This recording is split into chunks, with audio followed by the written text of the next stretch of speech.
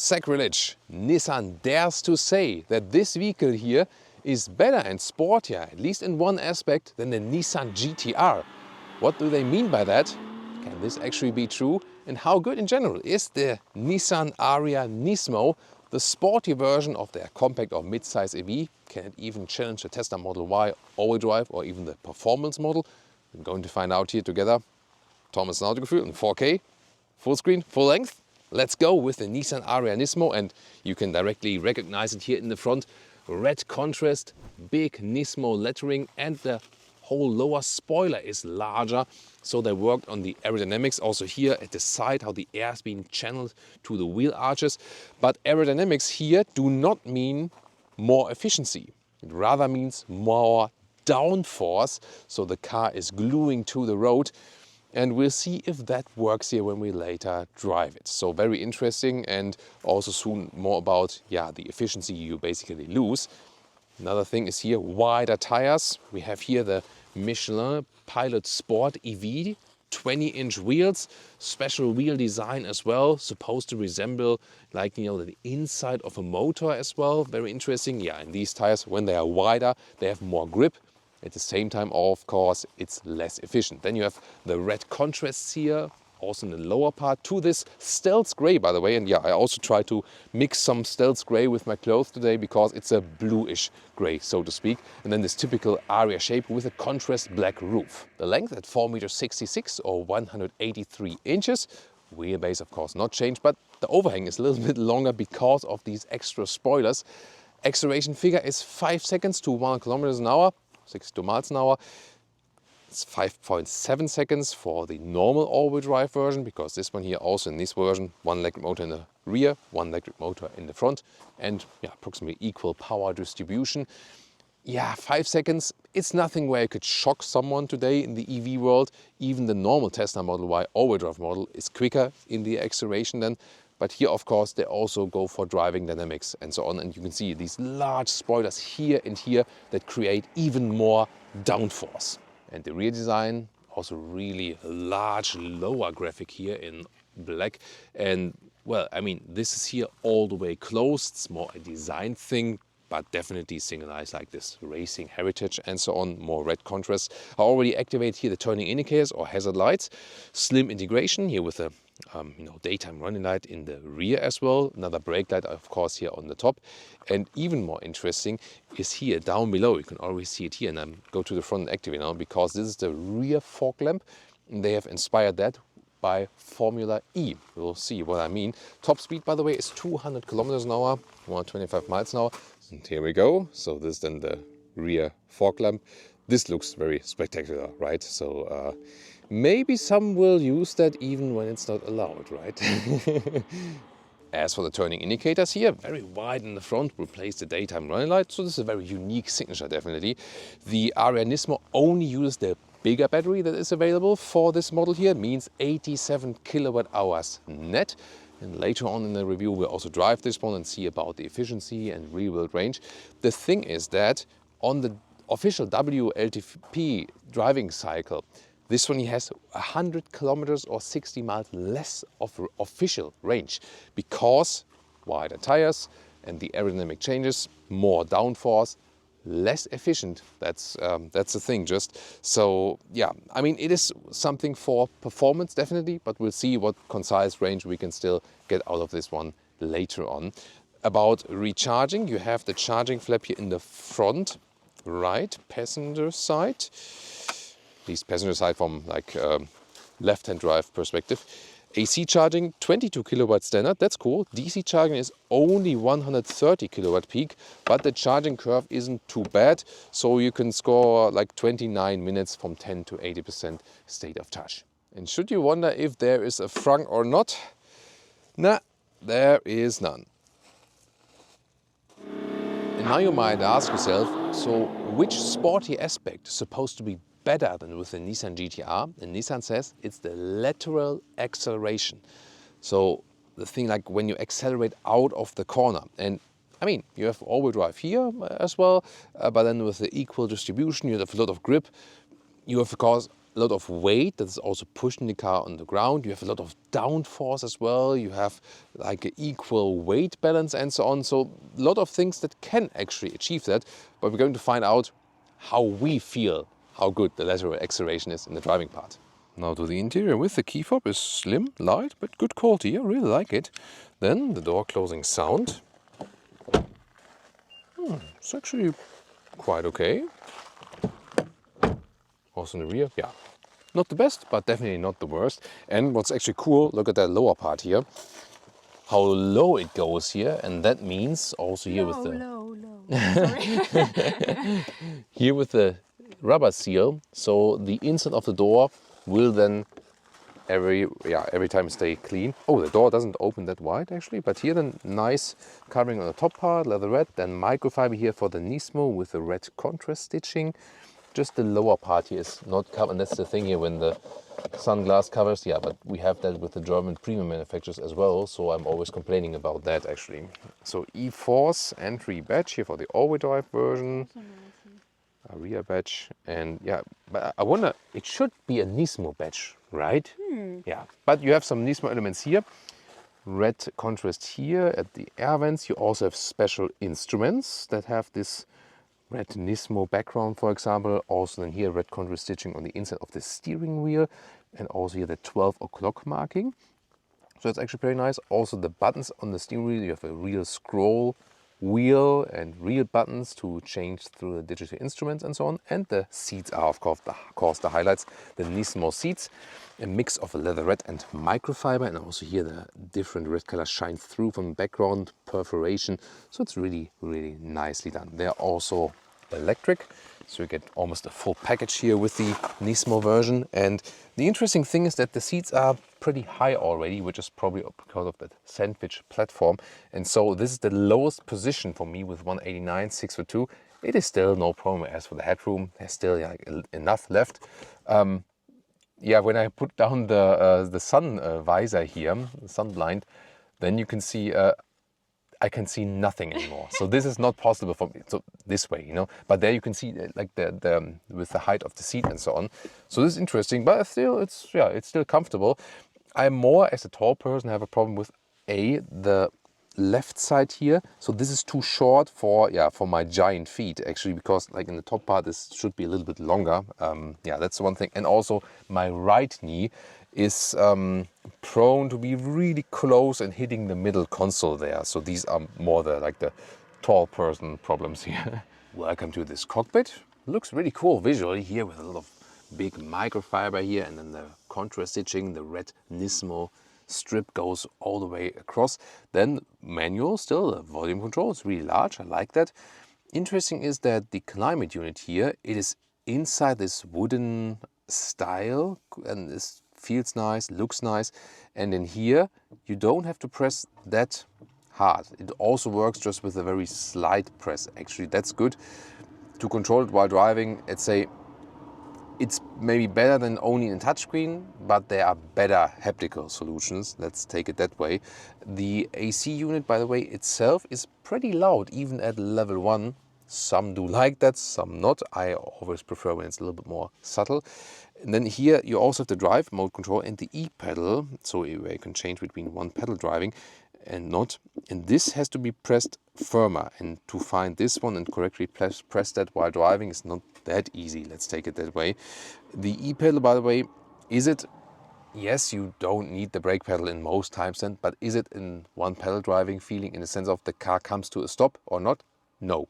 So the car is rolling, you know, it's creeping basically, and then the E-pedal doesn't stop the vehicle. So it's not 100% one pedal driving, but let's say like 90%, something like that.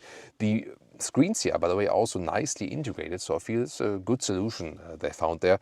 Soon to come into the software and so on, but I think they found a very unique approach with interesting materials, also different solutions here and there, so definitely found their own style. And the Nismo version is here, another badge, and then also the start-stop button is in red.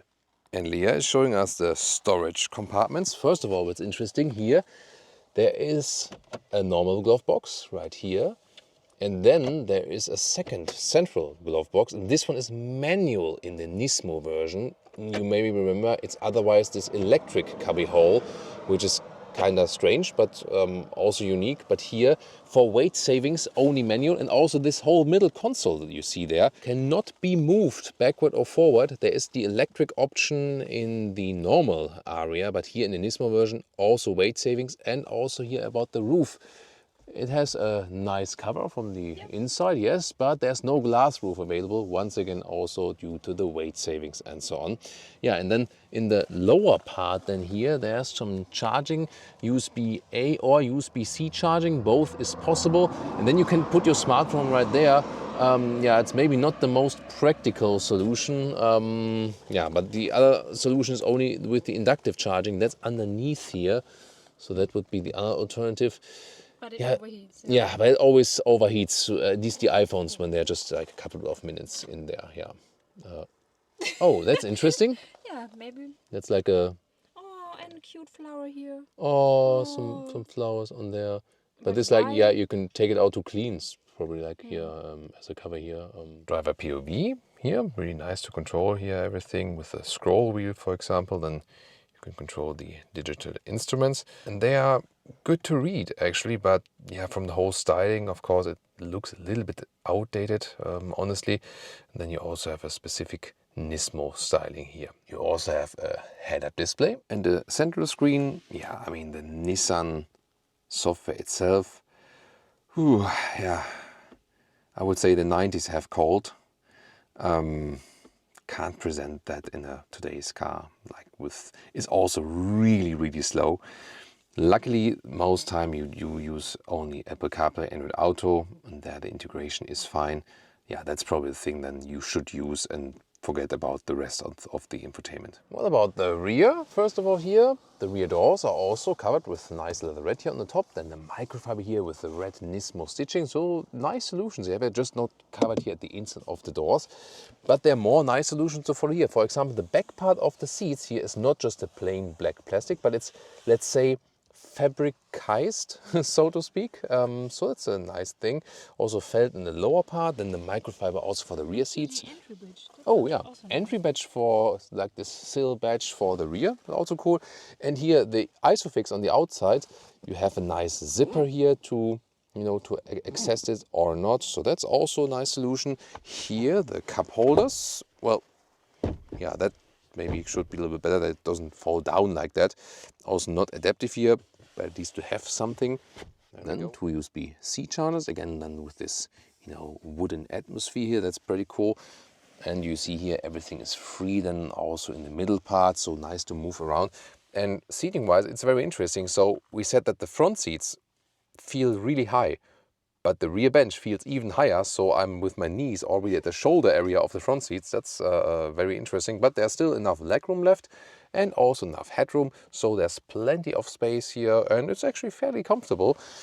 And in the middle part you can also sit, so yeah, it's easily suitable for 5 tall adults. And I mean, when kids are in the rear, it's also a good thing when the seats are a little bit higher actually. And to mention for the rear bench here, you can also change the inclination a little bit, like at least like in these, yes, yeah, this or that, so two steps actually. Let's check out the trunk or the boot. 450 liters.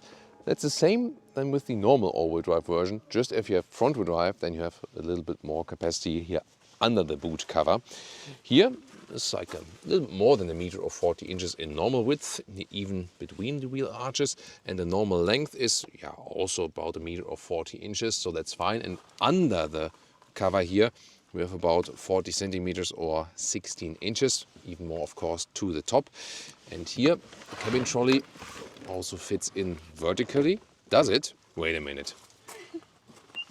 That should work, right? That under the cover as well.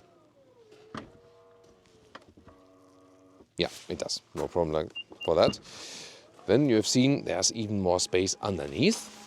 Let's check that out. So for the cable, because we have no frunk here, so yeah, this is enough for a cable. You see the subwoofer, because in Nismo version the extended sound system is also standard.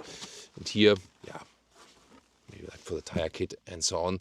As I said, with the four-wheel drive version, there's a little bit more space here. And then the total length to the front seats, there we go, it's about 190 or 74 inches. Nismo mode.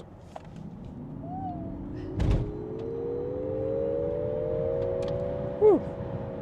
That was 30 to 120 kilometers an hour. Oh, really quite nice. Wow, that bump was hard. That bump, though, while accelerating, that was quite harsh indeed. Yeah, there you already feel a stiffer setup. We can directly test something of the handling. They also changed how the steering feels, actually. Suspension stiffer, we already feel that. 20-inch wheels mounted here, so that also makes the riding definitely stiffer. But it feels really nice in the corners, I can tell you so far.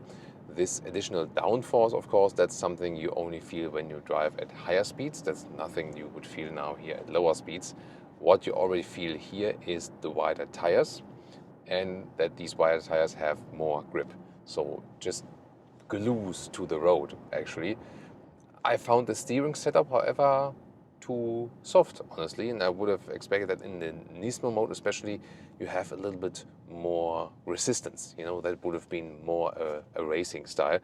What is racing style? It's definitely that you have here the 12 o'clock marking, so you exactly know when the tires are actually straight, taking from motorsports, and Nismo has of course been really big in motorsports, a lot of investment there.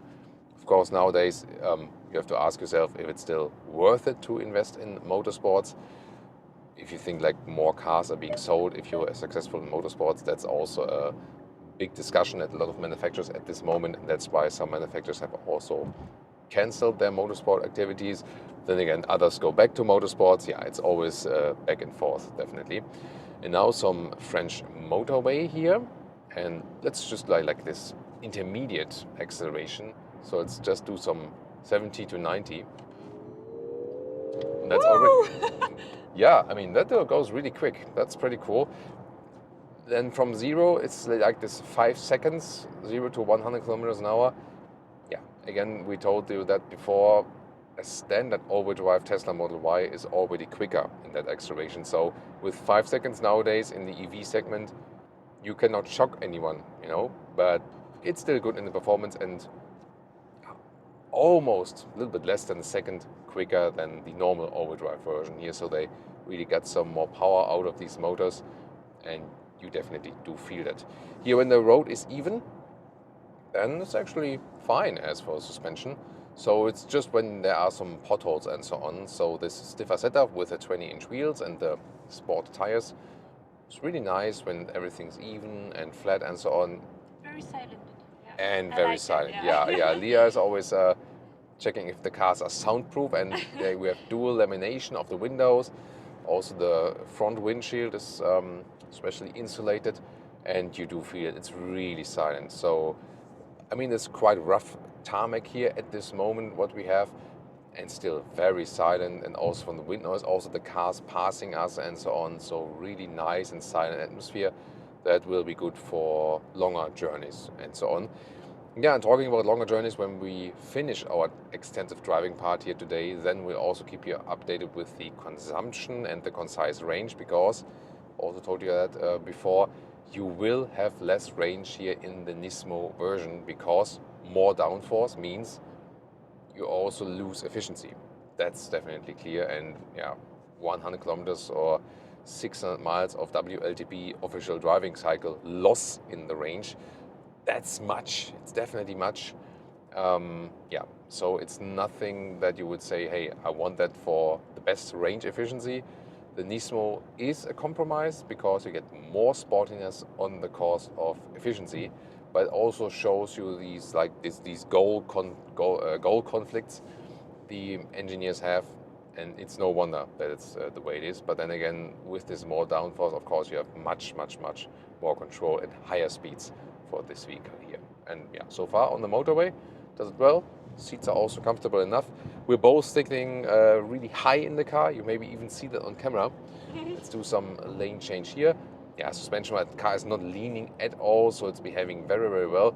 The only thing here, like steering input, especially a little bit loose here. Yeah, so that could have been better, I feel, so that you have a more natural feeling for the steering. What you can also easily deactivate is this speed chime. So just press this button here with the left thumb, and then drive assist custom. And I've set it before that drive assist custom for me is that I don't have these beeping chimes when I exceed the speed limit by 1 kilometer. And then it's fine. So easily deactivated that one as well. Now we can also drive 110 kilometers an hour, and it's still perfectly silent here, really nice. And switching between the driving modes, by the way, yeah, you always have to find that one on the console here. I can also go back to the standard if I don't want like the best sporty acceleration. And even sound-wise, right? Did you also hear that? So when I'm from the standard in the Nismo mode, Yeah, good sound, yeah. Yeah. it gives like, what the hell? It's like a little bit like, I'm not sure if you can really pick that up on the, like I do like almost like from a combustion engine a little bit. Yeah, but yeah, I mean it is an artificial sound, you know. So that is like a little fly. a little fly, yeah, yeah. But I mean that's something like when you go like winding corners and stuff. We can maybe test that soon in these winding corners, that you have a little bit more sensation of speed, know what you're doing. And small remark to the cruise control here. 2 clicks on the right side of the steering wheel, you can set the speed. This is being kept to the car in front of us, and it's also available here with the active lane keeping assist. So here at the moment I'm doing nothing. Of course you're supposed to keep your hands on the steering wheel, but considering the motorway here does some left and right, I think the car is handling that very well. So I'm not actively steering myself at the moment. Car is doing that, so the level 2 assistance systems make a very good impression. So very nice to have that one. The only thing I'm feeling right now, if I'm trying to relax a little bit more, maybe also rest my elbows, here on the right side, it's okay. I could be maybe a little bit softer here from the cushioning, but the bigger problem is for the left elbow. If I'm going to relax right now, yeah, that's too low. So I don't know, unless you have like a 2-meter long elbow or something like that. Yeah, but it's just too low. You have the impression that, oh, the seats are extremely high because of that sandwich EV platform, but then they took a door from a combustion engine. That's, you know, like the impression here, because it's just too low, you know, then your elbow falls down. And if you think about, I have the seat in the lowest position, and someone that's maybe not as tall as me maybe puts the seat a little bit higher, then the elbow is lost even more. So that's a small thing, maybe. Other than that, very cool ride here also on the motorway, and now we're meanwhile driving 110 kilometers an hour, like between 60 and 70 miles per hour. It's really nice ride, very silent here. So the noise insulation is one of the best here in the vehicle, one of the best features this car has to offer. But even more important is now when we switch from the motorway to the fun winding roads. And now everyone hold tight, including Leah. She has the handles here. Yay! Yeah, that's very important for her, because now we start the winding corners, of course starting also with another acceleration in the Nismo mode. Let's see, is it really that good in the lateral acceleration, or even better than the Nissan GT-R in that aspect? Let's find out.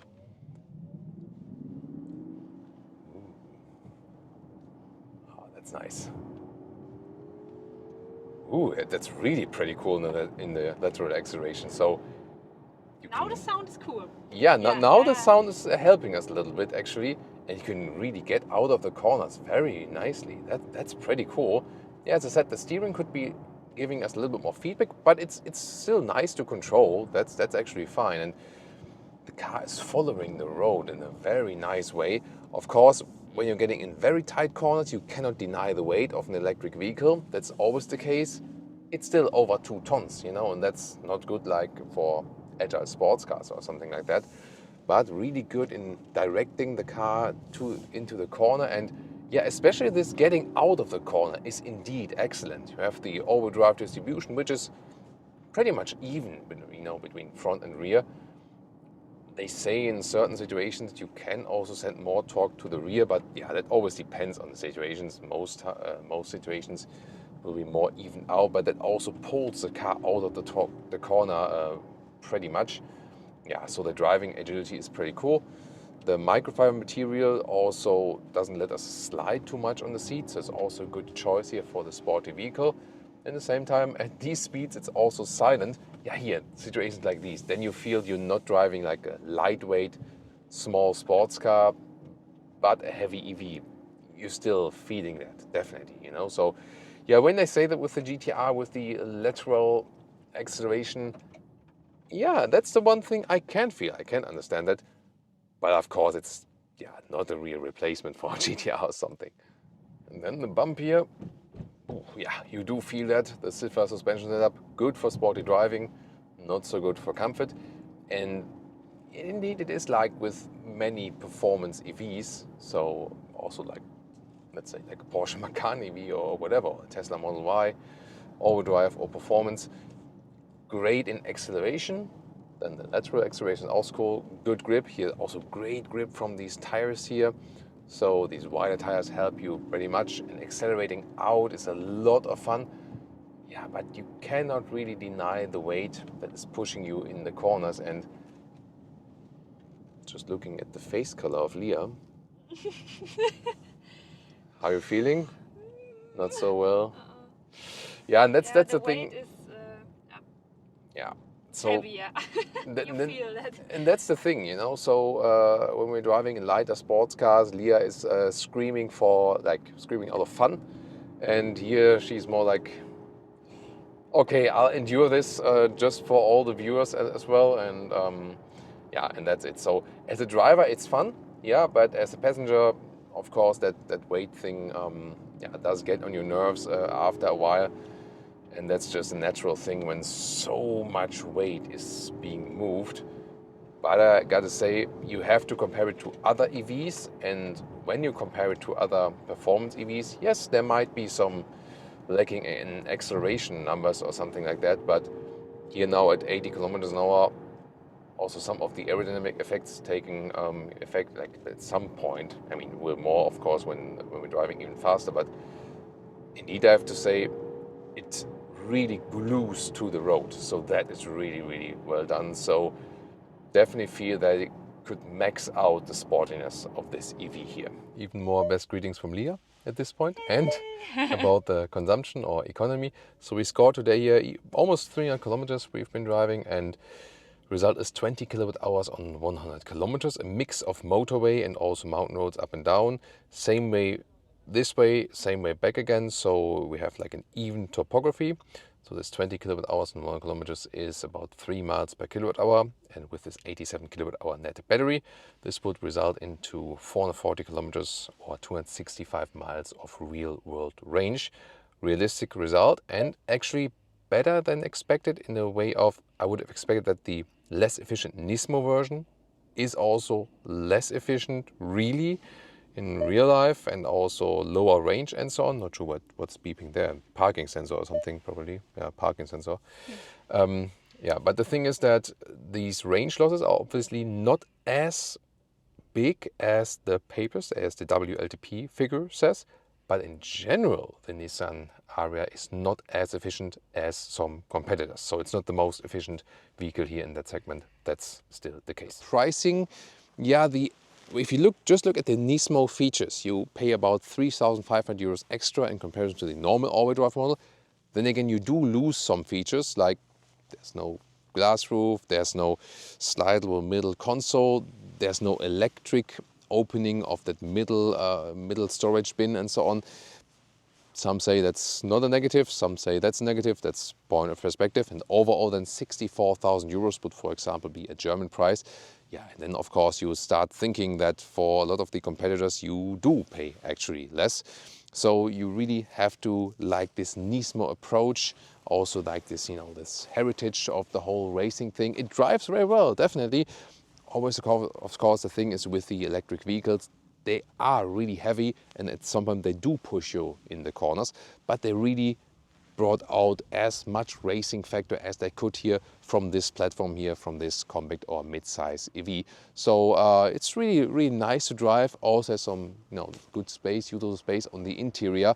And this version here makes it, of course, even more unique. If you think about range and price performance, then of course the normal all-wheel drive model or even the front-wheel drive biggest battery will be, let's say, the most clever choice with the Ariya here. And we also have a normal review, even with the comparison to the Ioniq 5 for you.